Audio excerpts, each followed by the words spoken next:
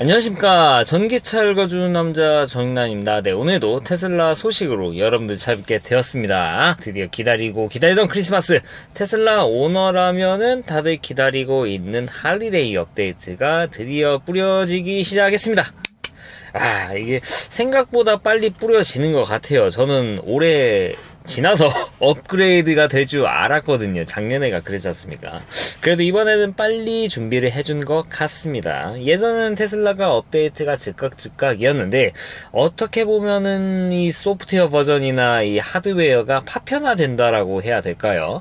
물론 다른 브랜드에 비해서는 말도 안 되게 균일하다고 이걸 파편화라고 부를 수 있을 정도냐고 부를 정도지만 그래도 이 하드웨어뿐만 아니라 우리나라로 수출을 하는 국가 자체도 차이가 좀 나지 않습니까? 이 수출국에 따라서 규제가 달라서 성능이 약간 제약이 걸린 그런 것들도 있고 그러다 보니까는 소프트웨어 업데이트가 좀 늦어지는 것 같아요. 네, 그래서 그런지 이번에 할리데이 업데이트도 차량 연식에 따라서 어떤 차량에 따라서 업데이트되는 속도가 좀 차이가 발생하고 있어요.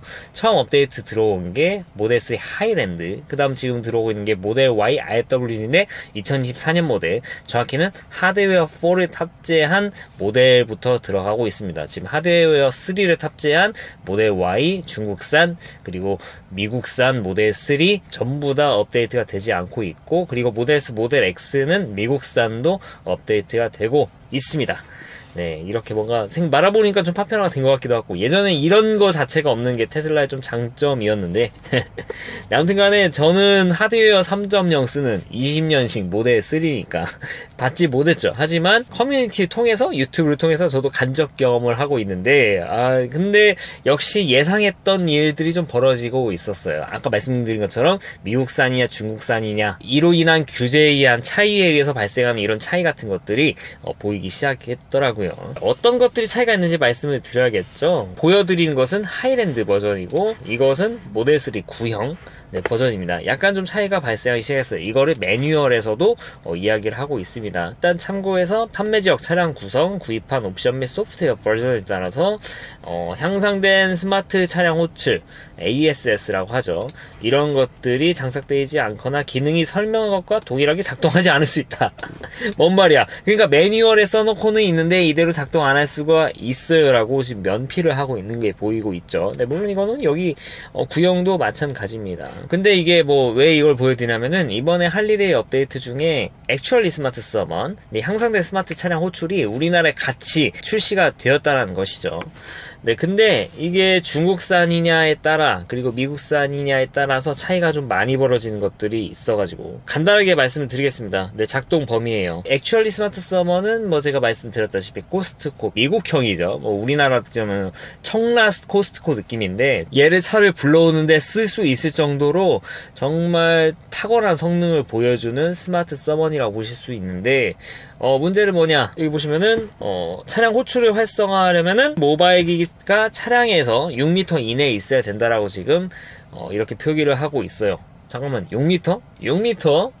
6m면은 정말 작은데? 이거 좀 쉽지 않은 것 같아요. 그러면 이게 스마트 서먼이 의미가 있는 수준인가? 그냥 앞뒤로 넣고 빼는 수준으로밖에 쓸 수가 없는 그런 느낌이죠. 더구나 얘는 GPS 기반이라는 겁니다. 만약에 지하라든지 이렇게 GPS가 제대로 잡히지 않는 곳이면은 편차가 생길 수가 있는데, 그렇게 되면은 바로 앞에서 스마트 서먼을 하더라도 이 지하에 있기 때문에 GPS를 좀 러프하게 잡다 보니까 얘는 6m 이상 떨어져 있네 하고 인식을 하지 않을 수도 있다는 것이죠. 이거 굉장히 흔한 문제예요. 이거는 하이랜드 뿐만 아니라 모든 GPS를 쓰는 기기 문제인 거고, 더구나 가까이서 쓰게 되면은 얘가 뭘 하냐, 앞에 사람이 근처에 있으니까는 작동을 할 때 좀 애로사항이 있을 수 있다, 이런 것까지도 생각을 해볼 수가 있죠. 그러니까 쓰기가 영 좋지 않다라는 것입니다. 그러면 이거 액츄얼리 스마트 서먼 이거 있으나 마나 한 거 아니냐? 근데 이것도 차종에 따라 다른 게 이거는 미국산 매뉴얼인데요. 보시면은 달라요. 사용자가 차량에서 85m 이내에 있어야 된다. 아니 잠깐만, 얘는 6m라고 했는데 얘는 85m? 이럴 수가 있나? 이럴 수가 있나? 그리고 여기 말이 좀 이상한데, 모델 3가 연결될 휴대폰으로부터 6m 범위에 도달하면 차량 호출이 중단되고 절차가 완료된다. 6m 이내에서 써가지고 6m 범위에 도달하면은 차량 호출이 중단된다? 이거 뭐 매뉴얼 잘못 쓴 것 같습니다. 제가 봤을 때 이 범위 안에서 움직이면 그냥 멈춘다, 6m 밖으로 못 나간다, 좀 그런 식으로 해석이 되는 것 같은데 영 좋지 못해요. 반면 이제 미국산은 어떻습니까? 얘는 85m가 아니라 또 100m까지도 보낼 수가 있어요. 이거 미국산이랑 똑같고 속도 자체도 차이가 납니다. 이제 중국산 차량 같은 경우는 1km로 제한이 되고요. 6m 이내밖에 안 되니까 어차피 6m 이내지 않습니까? 근데 미국산 같은 경우에는 5km로 제한이 된다. 속도 차이가 좀 상당하죠. 6m 이내선 당연히 뭐 5km까지 가속할 만한 그런 시간이 안 나오니까 뭐 당연한 거긴 한데 이런 사소한 것에서도 좀 차이가 난다라는 거. 여러모로 매뉴얼이 다릅니다. 결과적으로 우리나라는 유럽의 규제를 따르기 때문에 그래요. 사실 이게 유럽의 규제랑 똑같거든요. 중국산이라 문제가 아니라 이 중국에서 들어오는 차량들은 별도로 우리나라 규제를 적용받아야 되는데 우리나라 규제가 유럽 것을 준용하고 있기 때문이죠. 유럽도 똑같아요. 반면에 이제 미국산 같은 경우는 우리나라 한미 FTA 거의 뭐 무적급이죠. 이것 때문에 별도의 규제, 거의 최소한의 규제만 받고 있는데 그렇기 때문에 미국산과 똑같은 스펙의 ASS를 구현을 하고 있다라는 거. 와, 참 이런 데서 차이가 있나? 뭐 이런 생각을 가지신 분들이 있어요. 야, 우리나라는 우리나라인데 왜 유럽산을 따라가지고 이런 사단을 발생시켰냐 생각할 수 있는데 결국에는 우리나라 뭐 수출 수입 관련된 그 규제 때문에 이런 것들이 만들어졌다고 볼 수 있겠죠. 예를 들면 이제 우리나라가 유럽의 규제를 준용한다 라는 것을 어떻게 좀 증명이 되면은 이 유럽이나 다른 나라에 수출할 때 유리하게 작용하는 부분이 있습니다. 이거는 어떤 분야든 똑같아요. 자동차 분야뿐만 아닙니다. 그러니까 국가 간의 수출 수입을 할 때 유럽의 어떤 국가에서 현대차를 수입을 해올 거예요. 근데 이제 현대차의 안전규정 어떻게 되니? 그러면 이제 현대차 같은 경우에는 수입하고자 하는 국가가 요구한 대로 이렇습니다 저렇습니다 이렇게 해가지고 좀 맞추겠죠.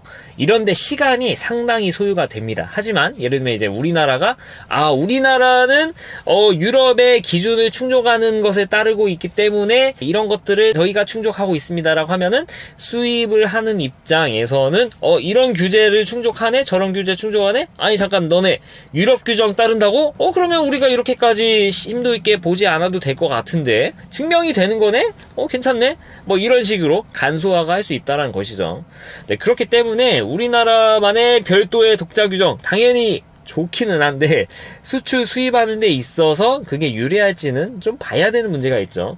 네, 이런 규제를 만들어 온 거 우리나라가 만들기 귀찮아가지고 유럽 거를 따른다 그런 게 아니에요. 기존까지는 그게 문제가 없었어요. 대체로 하드웨어 쪽에 집중된 그런 규제 가 좀 많았기 때문에. 근데 세상이 변하다 보니까 자율규제 쪽으로 또 이렇게 변하다 보니까 상대적으로 이 자율규제 쪽에서 유럽이 미국에 비해서는 훨씬 좀 보수적이고 속도가 느리고 한데 우리나라는 하필 유럽 거를 따라가다 보니까 좀 이런 게 발생한 게 아닌가 싶습니다.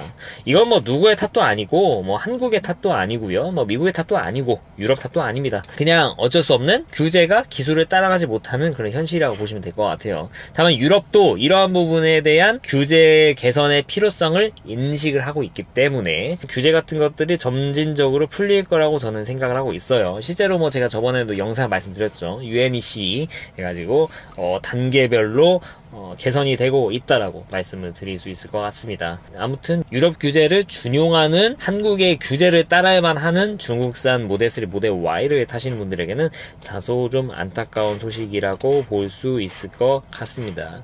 그래도 기존까지 되지 않던 EAP나 FSD 사신 분들이 되지 않았던 앞뒤로 가는 거 그리고 스마트 서먼 약간 6m지만 그래도 되기는 되는 거니까 그래도 없던 기능이 생겼다는 아니네요. 있어야 되는데 없었던 건데 약간 아쉽게 들어갔다라는 거 좀 아쉬운 부분이라고 할 수 있고 반면 이제 모델 S, 모델 X 타신 분들 그리고 저같이 미국산 차량을 타면서 EAP, FSD를 쓰셨던 분들에게는 굉장히 좀 환호할 만한 그런 업데이트라고 볼 수 있을 것 같아요.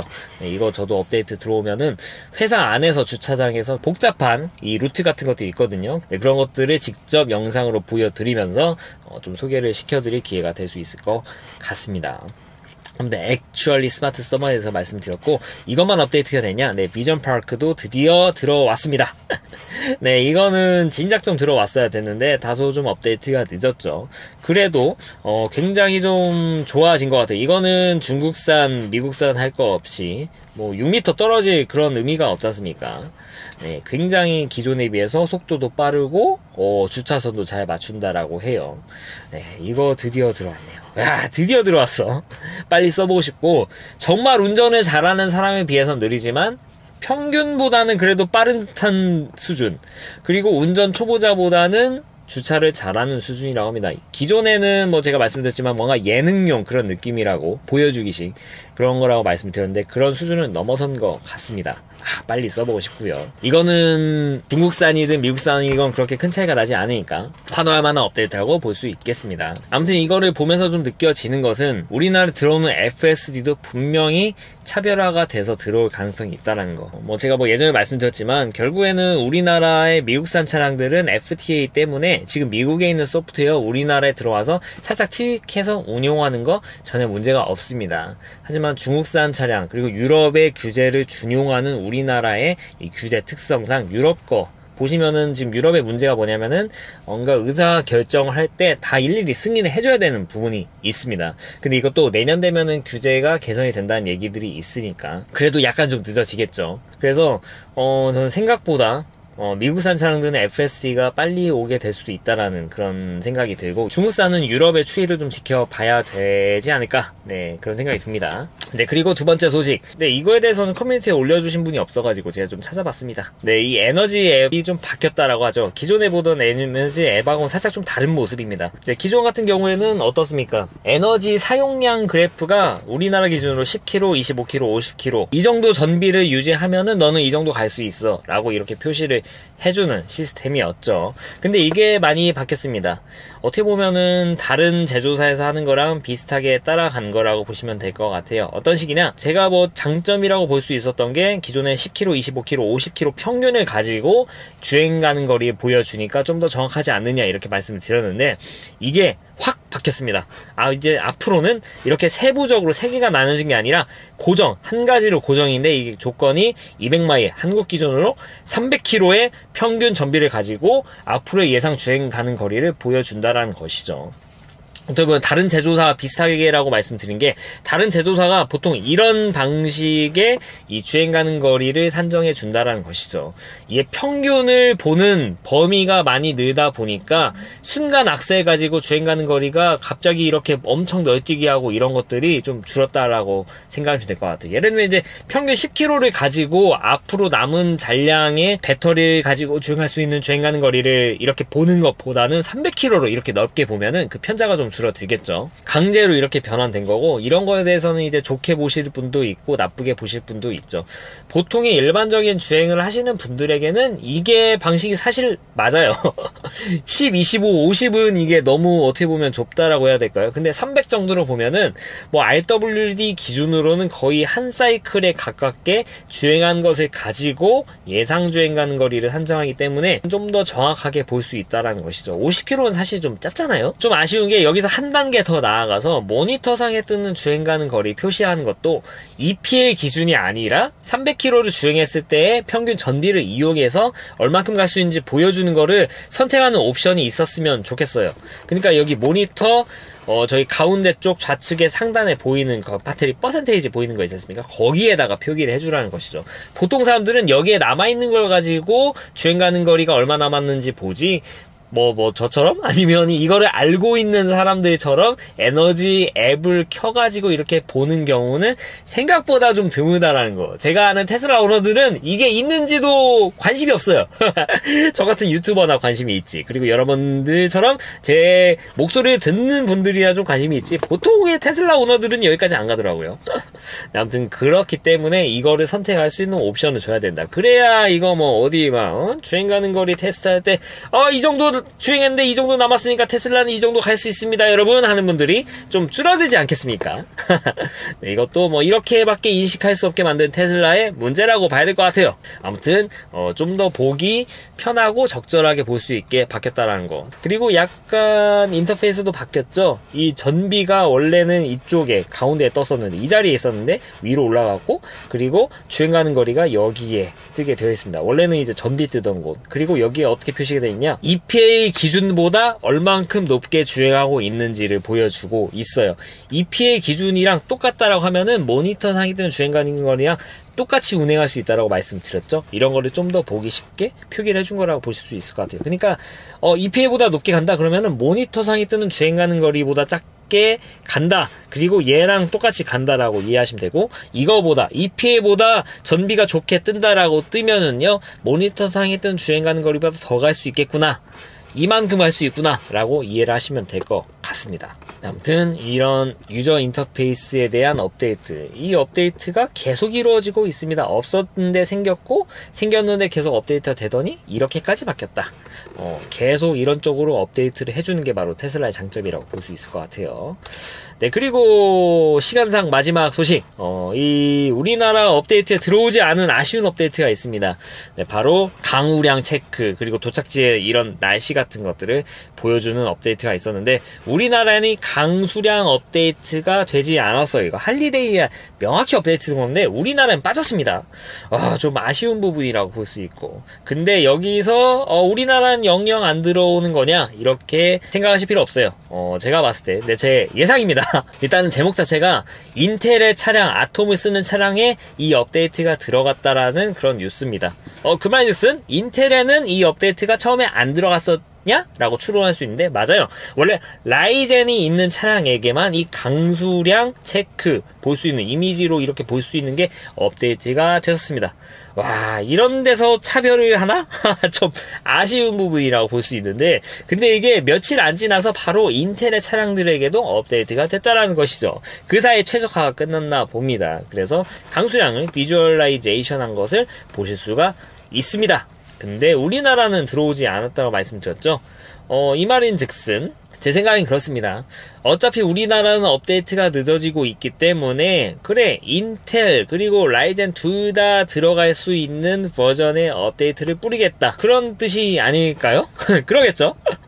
왜냐면 미국에서도 이슈였는데 금세 업데이트가 됐기 때문에, 그래서 저는 이게 한 번에 같이 좀 들어갈 가능성도 있다라고 개인적으로 생각을 해요. 이게 뭐 미국에도 되는데 우리나라 안 될 이유가 없지 않습니까? 우리나라도 지금 AQI 업데이트가 돼서 이 공기 질이라든지 온도라든지 이런 거를 다 보여주고 있어요. 그래서 이런 부분은 좀 기다리시면 업데이트가 될 것이고, 아톰에도 업데이트가 될 것이다 라고 말씀드릴 수 있을 것 같아요. 네, 이런 식으로 보인다라고 합니다. 와, 이거 태블릿 보는 듯한 느낌? 그런 느낌입니다. 네, 오늘도 이 ASS에 대해서 길게 말씀을 드리는 바람에 분량이 좀 넘은 것 같은데, 하드웨어 3.0 관련된 것은 다음에 말씀을 드리도록 하겠습니다. 이것도 기다리시는 것 같아요. 네, 오늘은 이 할리데이 업데이트에서 말씀을 드렸는데 어찌 좀 도움이 되셨나 모르겠습니다. 네, 이상 전기차 읽어주는 남자 전익남이었습니다. 앞으로도 유익한 주제를 가지고 여러분들 찾아뵙도록 할 테니까 좋아요와 구독 부탁드리도록 하겠습니다. 네, 긴 영상 시청해 주셔서 대단히 감사합니다.